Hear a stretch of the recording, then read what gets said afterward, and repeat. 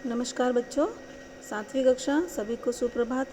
बच्चों, मैं आपको हिंदी की किताब वसंत भाग 2 का पहला पाठ हम पंछी उन्मुक्त गगन के आज पढ़ाने जाऊंगी, जो एक कविता है। इस कविता के कवि का नाम है शिव मंगल सिंह सुमन। इनका जन्म हुआ था 1915 ईस्वी में उत्तर प्रदेश के उन्नाव में, और इनकी मृत्यु हुई थी 2002 ईस्वी में मध्य प्रदेश के उज्जैन में। बच्चों, ये कविता के कुछ शब्दार्थ हैं जो मैं आपको नोट्स के माध्यम से भेजूंगी। अब बच्चों, मैं इस कविता का भावार्थ समझाने जा रही हूँ। बच्चों, इस कविता में कवि ने हमें बताया है कि पंछियों को मनुष्य पिंजरे में बंद करके रखता है, तो पंछियों की मनोभावना को इस कविता के माध्यम से व्यक्त किया है। बच्चों, कवि हमें बता रहा है कि पंछी जब पिंजरे में बंद होते हैं तो उनका मन कितना दुखी होता है, क्योंकि उन्हें उड़ने के लिए ईश्वर ने पंख दिए हैं, तो वो उड़ना चाहते हैं। तो देखिए बच्चों, कविता में शुरू करने जा रही हूँ। हम पंछी उन्मुक्त गगन के पिंजर बंद न गा पाएंगे, कनक तीलियों से टकराकर पुलकित पंख टूट जाएंगे। हम बहता जल पीने वाले मर जाएंगे भूखे प्यासे, कहीं भली है कटुक निबोरी कनक कटोरी की मैदा से।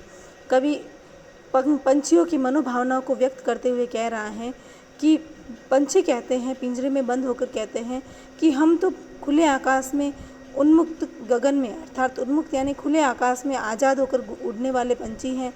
हम पिंजरे में बंद रहकर खुशी से नहीं गा पाएंगे, और उमंग से भरे हुए हमारे पंख यदि उड़ने की उड़ान भरने की इच्छा रखेंगे, तो वो जैसे ही उड़ने की कोशिश करेंगे तो जो सोने की तिल्लियों से बना हुआ पिंजरा है, उस सोने की तिल्लियों से टकराकर हमारे पंख टूट जाएंगे।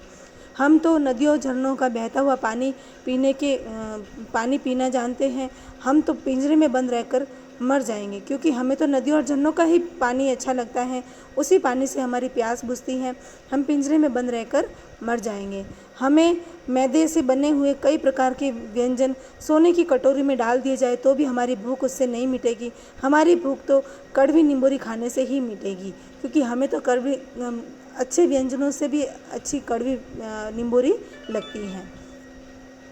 फिर कवि कहता है, स्वर्ण श्रृंखला के बंधन में अपनी गति उड़ान सब भूले, बस सपनों में देख रहे तरु की फुनगी पर के झूले। ऐसे थे अरमान की उड़ते नीले नभ की सीमा पाने, लाल किरण सी चोंच खोल चुगते तारक अनार के दान।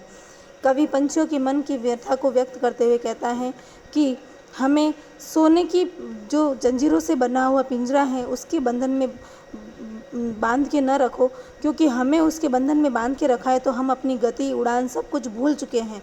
और पेड़ों पर उड़ने की, और पेड़ों पर इस डाली से उस डाली तक हम जो उड़ उड़ कर जाते थे, हम अटकेलियाँ करते थे, कुलाचे बढ़ते थे, वो तो हम केवल अब सपनों में ही करते हैं। ऐसे थे अरमान की उड़ते नीले नभ की सीमा पाने, लाल किरण की चोंच खोल चुगते तारक अनार के दाने। कवि कहता है कि पंछी कहते हैं कि हमारी इच्छा तो थी कि हम नीले आकाश के अंतिम छोर तक उड़ते जाएं। हम तो अंतिम छोर तक उड़ते भी थे, और उड़ते उड़ते यदि हमारी सांसें थम जाती या हम आकाश को प्राप्त कर जाते, लेकिन अब तो वो भी नहीं रहा है। हमारी जो चोंच है, लाल रंग की जो चोंच है, वो हमें ईश्वर ने तारे रूपी अनार के दाने चुगने के लिए दी है, लेकिन हमारे जो सारे अरमान थे, हमारी जो सारी इच्छाएं थी, वो सब नष्ट हो गए। होती सीमाहीन क्षितिज से इन पंखों की होड़ा होड़ी, या तो क्षितिज मिलन बन जाता या तंती सांसों की डोरी। कवि कहता है कि पंछी कहते हैं कि जब हम उड़ते थे, पंख फैलाकर हम जब उड़ते थे, तो हम उस आकाश के छोर तक उड़ते थे जिसका कोई अंत ना हो, जिसका कोई अंत नहीं है। उस दिशा के अंत तक हम उड़ते जाते थे, और हम आपस में होड़ा होड़ी लगाते थे। हम अपने पंखों से होड़ा होड़ी लगाते थे, या तो हम आकाश से हमारा मिलन हो जाता, या हमारी सांसें वहीं थम जाती। नीड़ न दो चाहे टहनी का आश्रय छिन्न भिन्न कर डालो, लेकिन पंख दिए हैं तो आकुल उड़ान में विघ्न न डालो। कवि कहता है कि पंछी कहते हैं कि भले चाहे हमें घोंसला न दो, हमें पेड़ की डालियाँ भी बैठने के लिए न दो, हमारे सारे जो सहारे हैं, जो हमारा आश्रय हैं बैठने के, वो सब नष्ट कर डालो, परंतु हमें जो ईश्वर ने पंख दिए हैं उसमें हमारे लिए कोई विघ्न ना डालो। बच्चों, ये कहानी इधर ही समाप्त होती है। इस कहानी से हमें ये शिक्षा मिलती है कि हमें पंछियों को पिंजरे में बंद करके नहीं रखना चाहिए, क्योंकि उन पंछियों को ईश्वर ने उड़ने के लिए पंख दिए हैं। जिस तरह से हम पैरों से चलते हैं, उसी तरह से उन्हें पंख दिए हैं, तो उन्हें आकाश में उन्मुक्त होकर उड़ने देना चाहिए। धन्यवाद बच्चों, ये कहानी इधर ही समाप्त होती है।